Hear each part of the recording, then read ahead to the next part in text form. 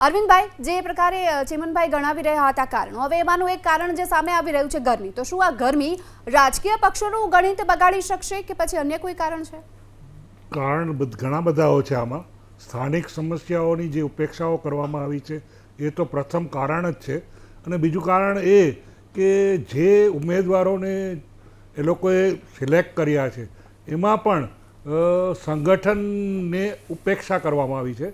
ભારતીય જનતા દળ સંગઠનના જે લોકો કામ પ્રેરિત કરે છે અને પાયાના વર્કરો છે એને ઉપેક્ષા થઈને એમએલએ એમપી એ જે ઉમેદવારને નોંધાવ્યું એ એમએલએને એ લોકો ઉમેદવાર તરીકે. એક દાખલો તમને રાજકોટનો જ આપું કે રાજકોટમાં એક વોર્ડમાં જે 2 નંબરના વોર્ડમાં હતું એમાં એક ઉમેદવારને એ લોકોએ સિલેક્ટ કર્યો એમએલએના એમપીના રાગવતથી.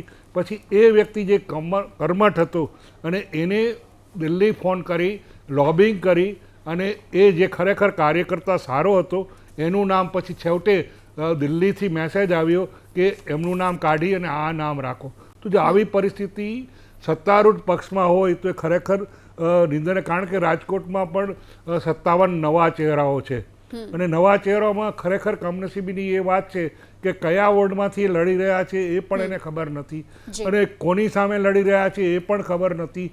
અને ઇલેક્શનનું મહત્ત્વ શું છે એ જો એ લોકો જો આવા જ વ્યક્તિને આવા જ ઉમેદવારને જ ઊભા રાખે તો એની હંમેશા પરોક્ષ રીતે નેગેટિવ પણ પડે અને લોકોને પણ એમ થાય કે જે વ્યક્તિને પોતાના ગૃહપ્રધાન ગુજરાતના કોણ છે એ પણ ખબર નથી પડતી. ત્યારે આવી વ્યક્તિને તમે ઉમેદવાર તરીકે કેમ નોંધો છો? ઉમેદવાર આગળ પાયાનું શિક્ષણ હોવું જોઈએ. તમે આટલી સંગઠનાત્મક કાર્ય કરો છો, ચિંતન શિબિર કરો છો જેમાં તમે પોતાનું પાયાનું નોલેજ આપો છો. એક શિસ્તબદ્ધ પાર્ટી તરીકે તમે ઉભરીને ચૂંટણી લડીને જીતી આવ્યા છો.